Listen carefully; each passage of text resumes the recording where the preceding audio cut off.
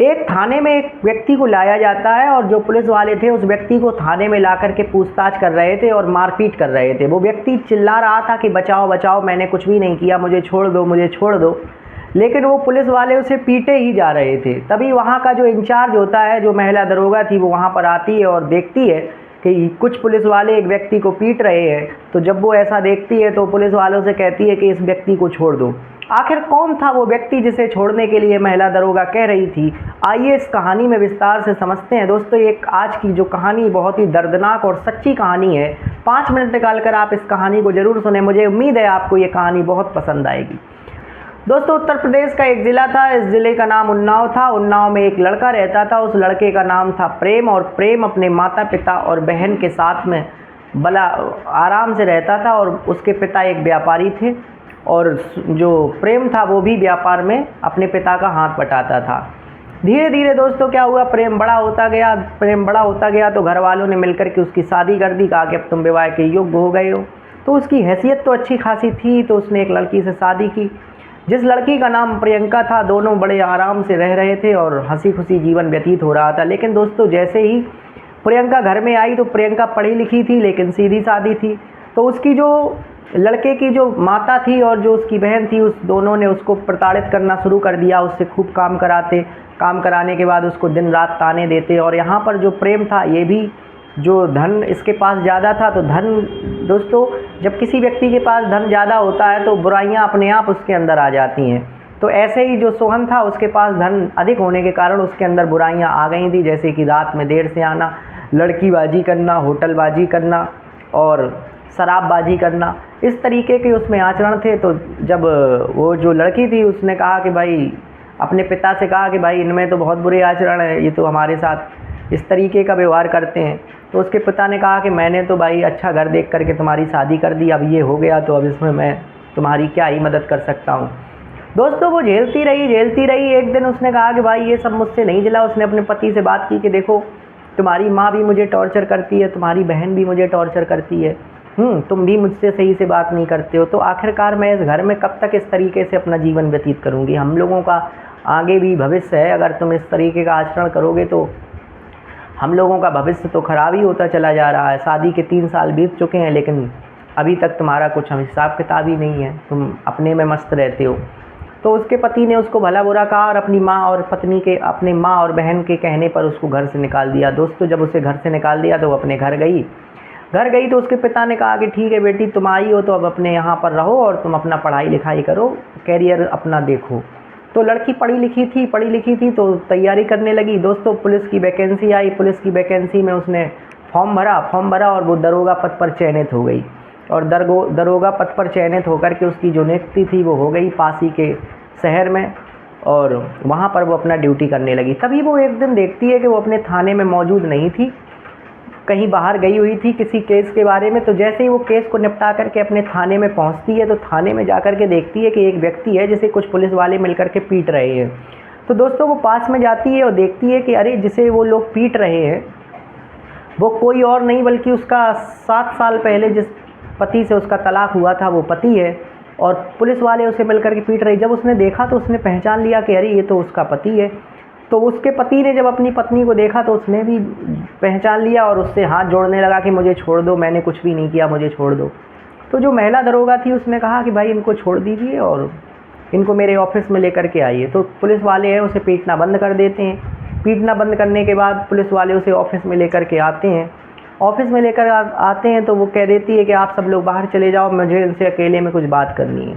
तो दोस्तों, सारे पुलिस वाले बाहर चले जाते हैं। वो महिला दरोगा उस व्यक्ति जिसका नाम आपको अभी हमने पहले बताया ही था कि जिसका नाम प्रेम था, उससे पूछती है कि भाई ये लोग तुमको क्यों पीट रहे हैं, आखिरकार तुमने क्या किया है?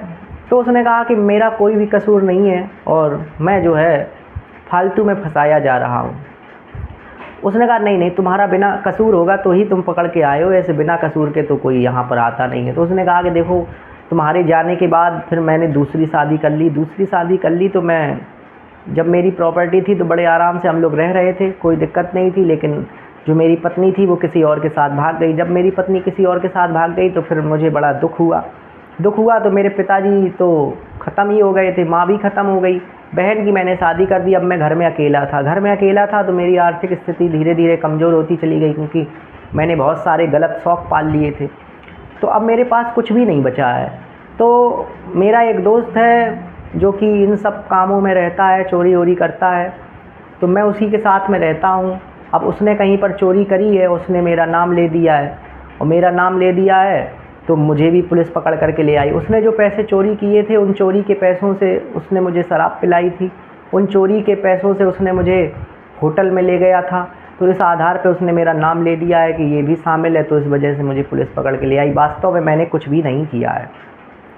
दोस्तों, महिला दरोगा उसकी बातचीत को सुनती है, पुलिस वालों को बुलाती है, पूछती है कि आखिर क्या मैटर है। तो लोग वो बताते हैं कि साहब पास ही में एक बैंक है, उस बैंक के पास में एक सरकारी गोदाम है, उस सरकारी गोदाम में रात में चोरी हुई है। तो कैमरा वहाँ पर लगा हुआ था। कैमरे देख करके मैंने मुख्य आरोपी को पकड़ा है, और मुख्य आरोपी ने बहुत सारे लोगों का नाम लिया है, जिसमें से इसका भी नाम है, और ये भी व्यक्ति उस चोरी में शामिल है। इसने भी उस व्यक्ति का सहयोग किया है चोरी करने में। इसलिए साहब मैं इसको पकड़ करके लाया हूँ, और इससे मैं कबूल करवाना चाहता हूँ कि आखिर तुमने सामान को कहाँ रखा और कहाँ बेचा है। तो महिला दरोगा कहती है कि देखो, तुमने चोरी में साथ तो दिया ही है, तुम उस व्यक्ति के साथ में रहते हो, तुम्हें पता है कि वो चोर है, तब भी तुम उसके साथ में रहते हो। ये कहाँ से पैसा ला रहा है, तुमने इसके बारे में भी जानकारी नहीं ली। अपराध तो तुम्हारा है, लेकिन चलो फिर अगर तुम कहते हो तो मैं प्रयास करती हूँ। वो हाथ पैर जोड़ने लगता है, पैर पकड़ लेता है कि प्लीज़ बचा लो, और मैं आज के बाद इस तरीके का कुछ भी नहीं करूँगा। अगर मैं आज के बाद इस तरीके का करूँ तो मुझे फांसी के फंदे पर लटका दिया जाए। ये मेरी पहली और आखिरी गलती समझ करके किसी भी तरीके से मुझे छुड़वा लिया जाए। मैं निर्दोष हूँ, मुझे फंसाया जा रहा है। तो महिला दरोगा कहती है कि ठीक है, तुम फ़िलहाल अभी अपने घर जाओ, अगर मुझे और ज़रूरत होगी तुमसे पूछताछ की तो मैं तुम्हें बुला लूँगी। वो कहता है कि आप अपना नंबर दे दीजिए, मुझे आपसे बात करनी है। तो नंबर दे देती है कि ठीक है, कल आप आइएगा, मैं आपसे फ़लानी जगह पर मिलूँगी। दोस्तों, फ़लानी जगह पर मिलूँगी कहते पास में ही पार्क है, वहाँ पर आप कल आइए, मैं आपको मिलूँगी। दोस्तों, अगले दिन वो जाती है, उससे पार्क में मिलती है। कहती है कि तुम्हें एक काम करना पड़ेगा, मैं उन दोषियों में तुम्हारा नाम हटा दूँगी, मैं विवेचना करूँगी और ये लिख दूँगी कि तुम्हारा उसमें कोई भी दोष नहीं है, तुम्हारे जो नाम लिया है वो फर्जी है, और तुम्हें एक तरीके से साजिश का हिस्सा बनाया जा रहा है, लेकिन तुम यहाँ से चले जाओगे और कभी भी इस शहर में नहीं दिखाई दोगे। वो कहता है कि अब मेरा तो इस संसार में कोई है ही नहीं, मैं आखिर जाऊँगा कहाँ। वो कहता है कि चलो अच्छा, एक काम करते हैं कि आप मुझे अपना नौकर समझ करके अपने पास रख लीजिए, और मैं अगर आपके साथ में रहूँगा तो कोई भी गलत काम नहीं करूँगा। मैं काम करूँगा और खाना खाऊँगा, आपकी सेवा करता रहूँगा, और आप अपना जॉब करते रहिएगा। उसने कहा कि नहीं देखो, अब यहाँ पर तो सब लोग जान गए हैं कि तुम मेरे पति हो और तुम मेरे पति चोर हो, तो यहाँ पर तो अगर मैं तुम्हें रखूँगी तो हम लोगों की छवि ख़राब होगी। अब ये है कि मेरा ट्रांसफ़र होने वाला है, और अगर मेरा ट्रांसफ़र दूर हो गया कहीं पर तो फिर मैं तुम्हें वहाँ पर बताऊँगी, तब तक तुम इंतज़ार करना पड़ेगा। दोस्तों, वो कहता है कि ठीक है, मैं इंतज़ार कर लूँगा। इसके बाद रोज़ उन लोगों की बातचीत होती है। वो समझती है कि ये व्यक्ति अकेले महसूस होने के कारण गलत रास्ते पर चला गया, अगर इसके साथ कोई होता तो ये शायद गलत रास्ते पर नहीं जाता। तो दोस्तों देखिए, कानून का भी उद्देश्य ये होता है, सज़ा देने का मतलब ये नहीं होता है। सज़ा देने का मतलब होता है कि अपराधी का सुधार हो। तो महिला दरोगा ने देखा कि ये व्यक्ति जिस तरीके का क्लेम कर रहा है, उससे ये बात बिल्कुल तय है कि ये व्यक्ति अब जीवन में कभी ऐसा नहीं करेगा, मुझे इसकी बातों पर भरोसा है। तो वो ट्रांसफ़र होने के बाद उसे फ़ोन करके बुलाती है और कहती है कि चलो अब तुम मेरे साथ रहो, मैंने तुम्हें भली भांति परख लिया है, और मुझे उम्मीद है कि तुम आगे भविष्य में ऐसा कोई भी काम नहीं करोगे जिससे कि मुझे कष्ट हो। तो चलो हम लोग फिर से शादी कर लेते हैं, मेरी भी अभी शादी नहीं हुई है, हम लोग शादी कर लेते हैं, एक नया जीवन जीते हैं और पुरानी बातों को भूल जाते हैं।